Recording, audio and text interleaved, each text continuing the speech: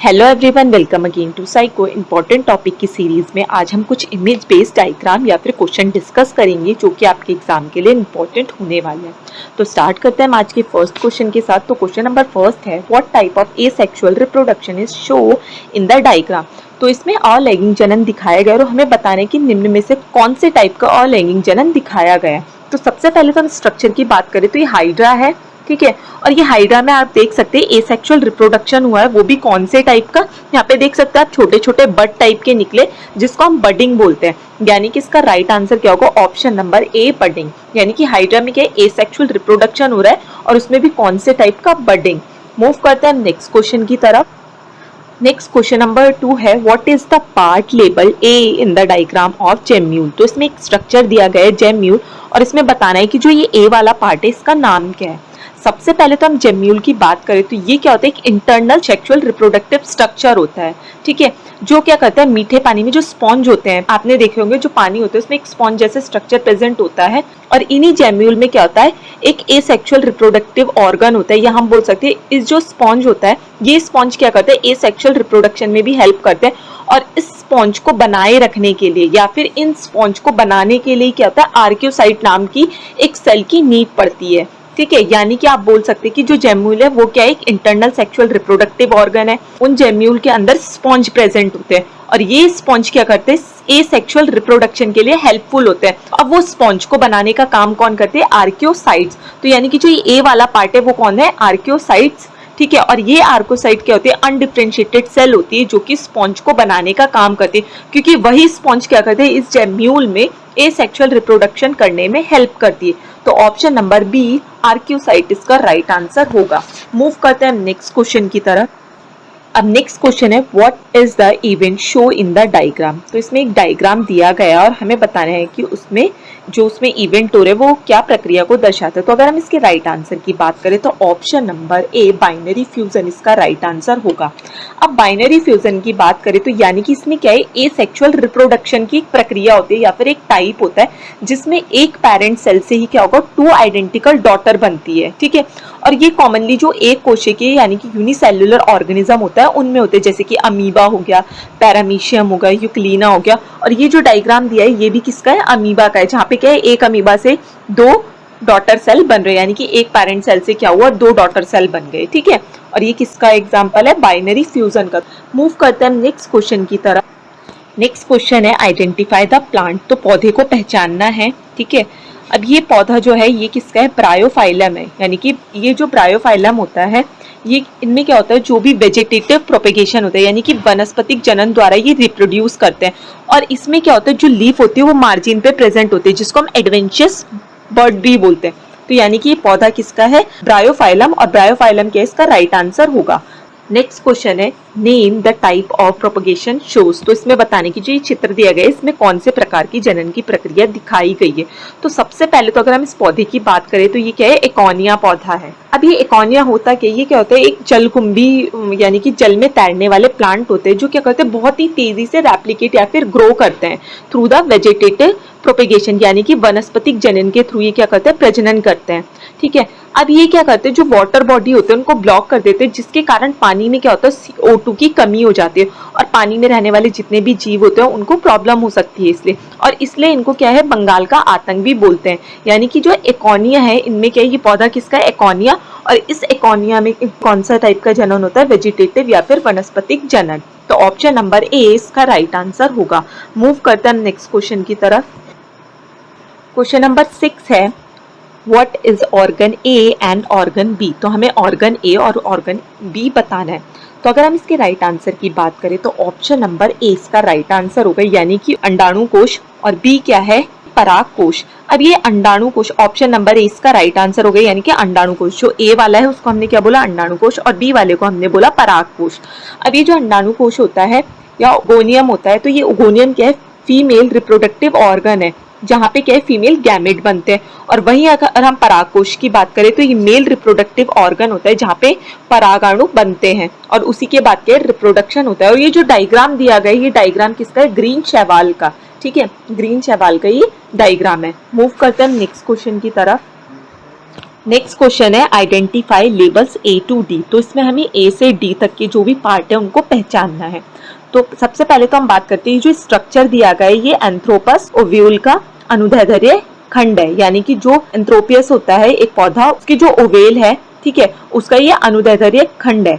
अब अगर हम इसके राइट आंसर की बात करें तो ऑप्शन नंबर ए इसका राइट आंसर होगा, यानी कि जो ए वाला पार्ट है उसको हमने हिलम बोला, फिर सेकेंड वाला जो पार्ट है उसको हमने आवरण या इंटीगुमेंट बोला, उसके बाद जो सी वाला पार्ट है उसको हमने एम्ब्रियोसैक बोला, और जो डी वाला पार्ट है उसको हमने फ्यूनिकल बोला।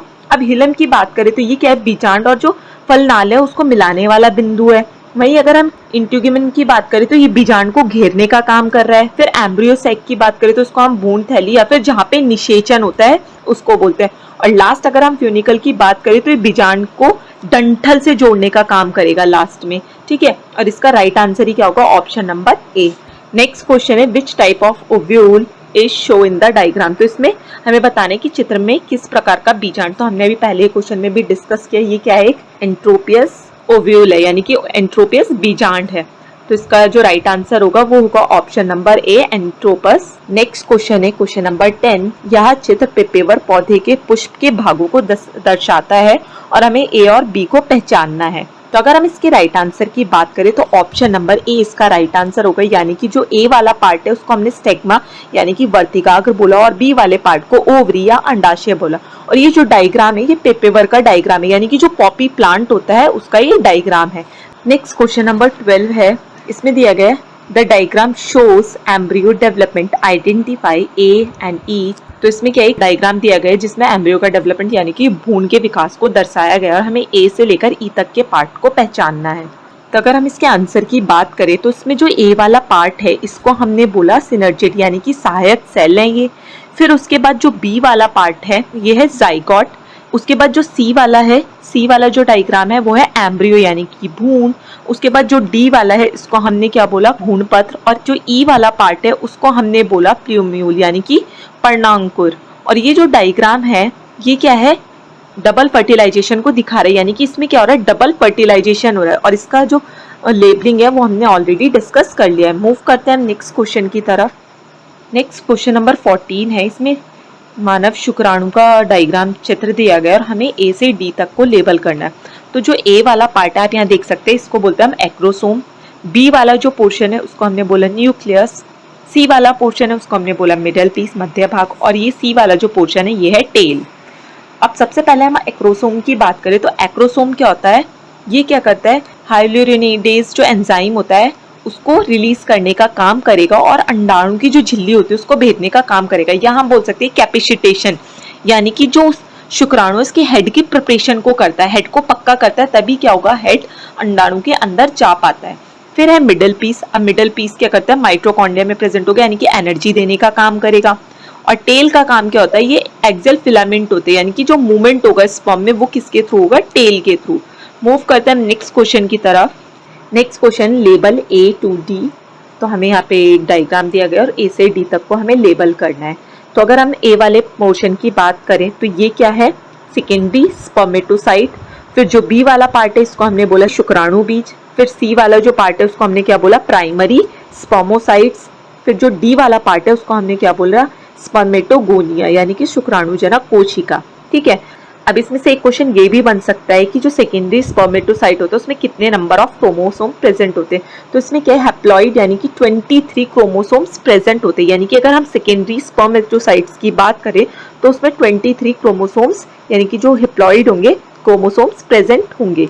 मूव करते हैं नेक्स्ट क्वेश्चन की तरफ। नेक्स्ट क्वेश्चन है label A and be in nucleosome structure. तो इसमें एक न्यूक्लियोसोम का स्ट्रक्चर दिया गया है और हमें ए और बी का नाम बताना है। तो जो ए वाला पार्ट है उसको हमने बोला हिस्टोन ऑक्टामेर, और जो बी वाला पोर्शन है उसको हमने डीएनए स्ट्रैंड बोला, ठीक है। और जो एक न्यूक्लियोसोम में लिपटी डीएनए की लंबाई होती है वो होती है 164 बेस पेयर। तो यहाँ से भी ये क्वेश्चन बन सकता है। मूव करते हैं नेक्स्ट क्वेश्चन की तरफ। नेक्स्ट क्वेश्चन है what is the disease show. तो चित्र में किस रोग को दर्शाया गया। तो आप यहाँ पे देख सकते हैं बीच में क्या है, जो सेल है आरबीसी का स्ट्रक्चर है, ये आरबीसी को देख रहे हैं आप। तो कुछ आरबीसी क्या है, ऐसे सिकल सेप की हो रखी है, आप देख सकते हैं सिकल सेप शेप की हो रखी है। सिकल सेल यानी कि दराती जैसा उनका स्ट्रक्चर हो रखा है।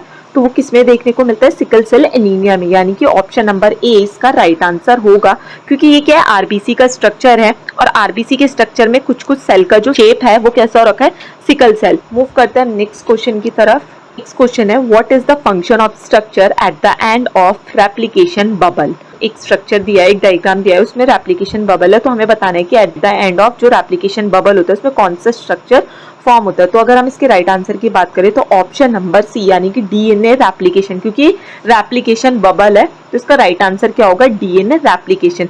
अब डीएनए रेप्लिकेशन फोर्क या फिर डीएनए प्रतिकृति बबल होता है, ये हम कब ऑब्जर्व करते हैं, जब सेल साइकिल में एस फेज आती है। ठीक है, एस फेज के टाइम पे क्या होता है, एक डार्क स्पॉट बनता है और उसी में क्या होता है, डीएनए पॉलीमरेज या फिर डीएनए रेप्लिकेशन होता है। यानी कि सबसे पहले क्या हुआ, डीएनए रेप्लिकेशन हुआ और उसने डीएनए ने क्या किया, अपनी प्रतिकृति को बदल दिया, बबल में कन्वर्ट कर दिया। और ये कब होगा, जब सेल साइकिल की एस फेज चल रही होगी।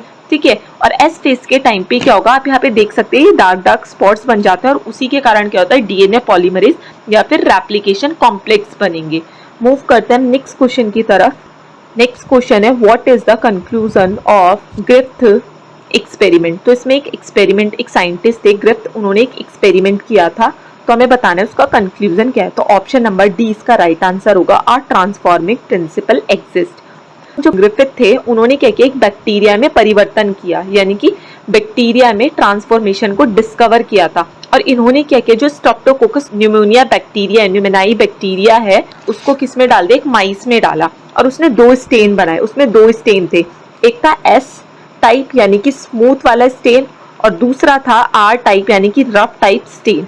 अब एस स्टेन में क्या था, वायलेंट यानी कि डिजीज कॉजिंग एजेंट था, जबकि रफ में डिजीज कॉजिंग एजेंट नहीं था। अब इससे क्या हुआ, जो एस वाला स्ट्रैंड था उसमें क्या हुआ, पॉलीसेक्राइड का कैप्सूल बना और जो माउस थी उसकी डेथ हो गई। लेकिन जो रफ वाला, जो हमारा नॉन वायलेंट था यानी कि नॉन डिजीज कॉजिंग था, उसमें कोई कैप्सूल नहीं बना और जो चूहा था वो जिंदा रहा। ठीक है, उसके बाद क्या है, रिजल्ट देखने को मिला, तो उन्होंने क्या किया, लाइव स्ट्रेन को यानी कि एस स्ट्रेन को जब इंजेक्ट किया चूहे के अंदर, तो चूहा क्या हुआ, मर गया। लाइव एस स्ट्रेन को यानी कि जो स्मूथ वाला स्ट्रेन था, डिजीज कॉजिंग स्ट्रेन था, जब उसको इंजेक्ट किया चूहे में तो चूहा मर गया। फिर दूसरे वाले में, पहले में यानी कि एस स्ट्रेन वाला इंजेक्शन लगाया तो डेथ हो गई। फिर दूसरे में क्या हुआ, उन्होंने क्या किया, जो लाइव आर स्ट्रेन वाला था उसको इंजेक्ट किया तो चूहा क्या था, अलाइव था। उसके बाद उन्होंने क्या किया, जो एस स्ट्रेन था उसको हीट किया, बहुत ज्यादा हीट किया, लेकिन एस स्ट्रेन को हीट करने पे क्या हुआ, जो उसमें बैक्टीरिया था वो मर गया, तो यानी कि फिर से चूहा क्या था, जिंदा था। उसके बाद लास्ट वाले में उन्होंने क्या किया, लाइव आर स्ट्रेन भी लिया और साथ में हीट वाला किल एस स्ट्रेन लिया, उन दोनों को साथ में इंजेक्ट कर दिया। अब साथ में जब इंजेक्ट किया तो क्या हुआ, चूहा मर गया, यानी कि वहां पे रिएक्शन हो गया। एट लास्ट क्या रिजल्ट मिला कि जो बैक्टीरिया थी, बैक्टीरिया की सेल वॉल में एस सेल देखने को मिली, यानी कि जो बैक्टीरिया था बाद में उसकी सेल ही चेंज हो गई, ट्रांसफॉर्म हो गई। तो और वहां पे कौन सी सेल बनी, एस सेल बनी, यानी कि जो सॉफ्ट वाली सेल थी वो देखने को मिली, डिजीज कॉजिंग सेल देखने को मिली। और यही क्या था, जो ग्रिफिथ था उनका एक्सपेरिमेंट था। मूव करते हैं नेक्स्ट क्वेश्चन की तरफ। नेक्स्ट क्वेश्चन है what does the structure present, what is the called, also identify A and B. तो इसमें हमें पहले तो स्ट्रक्चर को बताना है। अब स्ट्रक्चर की बात करें तो स्ट्रक्चर कौन सा है, टीआरएनए। तो ऑप्शन नंबर बी इसका राइट आंसर होगा, अ ट्रांसफर आरएनए, टीआरएनए। अब इसमें जो ए वाला पार्ट है ये क्या है, अमाइनो एसिड है जो अपनी साइड से अटैच हो रखे हैं, और जो बी वाला पोर्शन है वो क्या है, एंटीकोडोन लूप है, जहां से जो ये आरएनए होता है वो ट्रांसफर होगा। ठीक है, तो ऑप्शन नंबर बी इसका राइट आंसर होगा। मूव करते हैं नेक्स्ट क्वेश्चन की तरफ। तो लास्ट क्वेश्चन है based on the diagram what is the correct sequence of stepping involve in creating a recommended bacterial cell. तो इसमें क्या है, एक चित्र के आधार से हमें बताना है कि जो जेनेटिक रूप से संशोधित बैक्टीरिया में बनने वाले का सही क्रम बताना है हमें, यानी कि इसमें जो बैक्टीरिया रिकमेंडेड हुआ है उसका एक करेक्ट सीक्वेंस हमें बताना है। तो अगर हम इसके राइट आंसर की बात करें तो ऑप्शन नंबर ए इसका राइट आंसर होगा, यानी कि सबसे पहले प्लाज्मिड को निकाला, फिर जो लक्षित जीन है उनको इंसर्ट किया। ठीक है, इंसर्ट किया, उसके बाद जो वापस प्लाज्मिड को ट्रांसफर किया, और प्लाज्मिड को ट्रांसफर करने के बाद क्या हुआ, सेल का विभाजन हुआ। तो ऑप्शन नंबर ए इसका राइट आंसर होगा। तो आज की क्लास में इतना ही। Thank you everyone, have a nice day.